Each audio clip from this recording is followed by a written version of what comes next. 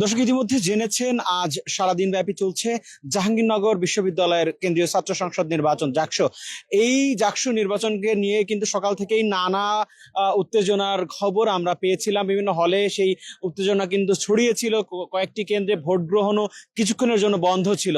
কিন্তু শেষ মুহূর্তের যখন নির্বাচনের একদম শেষের দিকে ঠিক তখন এই মাত্র কিছুক্ষণ আগে ছাত্রদল কিন্তু তারা এই জাকসু নির্বাচন বর্জনের ঘোষণা দিয়েছেন এবং তাদের যে অভিযোগ সেটি হচ্ছে ভোট কারচুপির অভিযোগ আসলে তারা তুলেছেন। কিন্তু আমরা সেই সংবাদ সম্মেলনে কিন্তু প্রশ্ন তুলেছিলাম কি আসলে কি ধরনের অভিযোগ তারা করেছেন। সেই নির্দিষ্ট কোনো অভিযোগ কিন্তু তারা এখন পর্যন্ত বলতে পারেননি এবং তাদের কিন্তু তারা 9টি অসঙ্গতি জানিয়ে আসলে তারা এই ভোটটি বর্জন করেছে। কিন্তু ভোট আসলে কারচুপি হয়েছে কিনা নির্বাচন কমিশন থেকে এখনো পর্যন্ত আমরা এমন কোনো তথ্য পাইনি। তবে আমরা দেখেছি যে বিভিন্ন যে কেন্দ্রগুলো রয়েছে কেন্দ্রের সামনে কিন্তু ভিতরে যে ভোট গ্রহণ চলছে তার সিসিটিভি ক্যামেরা কিন্তু রয়েছে। অর্থাৎ ভোট কারচুপি হোক বা যে অভিযোগগুলো আসছে সেগুলো কিন্তু সহজেই নির্ণয় করা যাবে যে আসলে কি ধরনের কারচুপি হয়েছে। তবে এখন পর্যন্ত আমরা কথা বলার চেষ্টা করেছিলাম ছাত্রদলের ব্রিফিং এর পরে।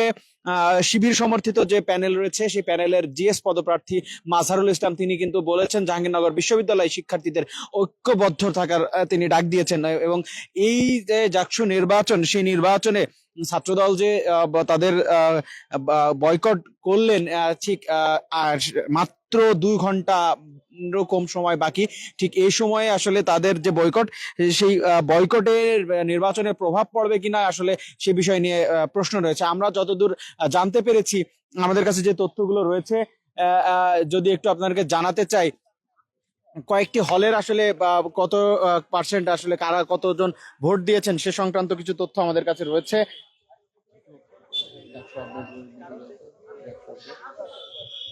দর্শক আপনারা দেখছেন বাংলা নিউজ 24, আমরা সরাসরি যুক্ত আছি মাওলানা ভাসানী হল থেকে। এই হলেই কিন্তু কিছুক্ষণ আগে ছাত্রদল সংবাদ সম্মেলন করে জাকসু নির্বাচন বয়কটের তারা ডাক দিয়েছেন। আমরা একটু যদি জানাতে চাই ছাত্রদল তাদের সংবাদ সম্মেলনের যে 9টি অসঙ্গতি জানিয়েছেন এর মধ্যে যথাসময়ে ভোট কেন্দ্রে পোলিং এজেন্ট ঢুকতে না দেওয়া, প্রার্থীদের ভোট কেন্দ্র পরিদর্শন করতে না দেওয়া, নির্বাচনে আচরণবিধি ভঙ্গ করে শিবির সমর্থিত প্যানেলে ভোটারদের হাতে লিফলেট বিতরণ করা, বঙ্গমাতা ফজিলাতুন্নেছা মুজিব হলে জাল ভোট দেওয়া, ভিপিকে হেনস্থার শিকার করা, কিছু কেন্দ্রে ভোট গ্রহণকালে বিদ্যুৎ সরবরাহ না থাকা, কিছু কেন্দ্রের ভোটার অনুপাতে বুথের সংখ্যা কম, অধিকাংশ ভোট কেন্দ্রে ভোট প্রদান শেষে অমোচনীয় কালি ব্যবহার না করা, ভোটার তালিকায় প্রার্থীদের ছবি না থাকা, একজনের ভোটার আরেকজন দিচ্ছে কিনা সে বিষয়ে আসলে প্রশ্ন তুলেছেন তারা। এই মূলত তাদের যে দাবি সেই দাবি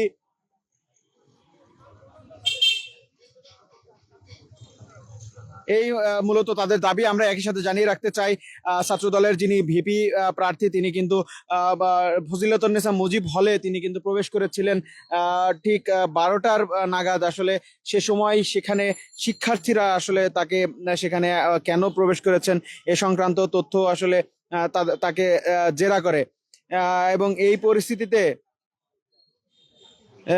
তারা আসলে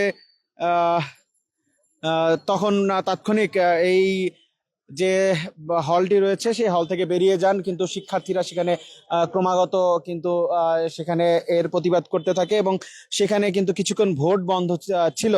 মূলত সেখানকার যে শিক্ষার্থীদের অভিযোগ ছিল যে অমোচনীয় কালি রয়েছে, সেই অমোচনীয় কালি কিন্তু তারা উঠে যাচ্ছে, সেটির প্রেক্ষিতে আসলে ভোটটি বন্ধ ছিল। কিন্তু সেখানে একদল শিক্ষার্থী গিয়ে তাদেরকে তারা দাবি করেন যে এখানে ভোট কারচুপি হচ্ছে। পরে সেখানকার যে হল প্রভোস্ট রয়েছে এবং রিটার্নিং কর্মকর্তা রয়েছে তারা কিন্তু বলেছেন মূলত এই অমোচনীয় কালি যে মুছে যাচ্ছে সেজন্য তারা কিছুক্ষণের জন্য ভোট বন্ধ রেখেছিলেন। পরে সেখানে আইন শৃঙ্খলা রক্ষাকারী বাহিনীর সদস্যরা সেখানে উপস্থিত হন এবং নিরাপত্তা জোরদার করে সেখানে কিন্তু আবারও ভোট গ্রহণ শুরু হয়। বেশ কয়েকটি হলের তথ্য রয়েছে আমাদের কাছে। এর মধ্যে বেশ কয়েকটি হলে প্রায় 60% মতো ভোট পড়েছে বলে আমরা জানতে পেরেছি।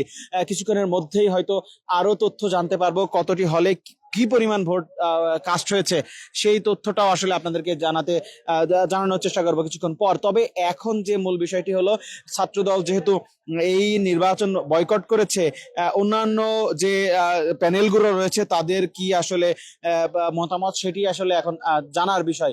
তবে ছাত্রদল যেহেতু এই নির্বাচনটি বয়কট করেছে, সেহেতু এই নির্বাচনের গ্রহণযোগ্যতা নিয়েও কিন্তু প্রশ্ন থাকতেই পারে। পরে যে কোনো সময়ই আসলে এই নির্বাচনের গ্রহণযোগ্যতা নিয়ে প্রশ্ন তুলতে পারেন যে কেউ।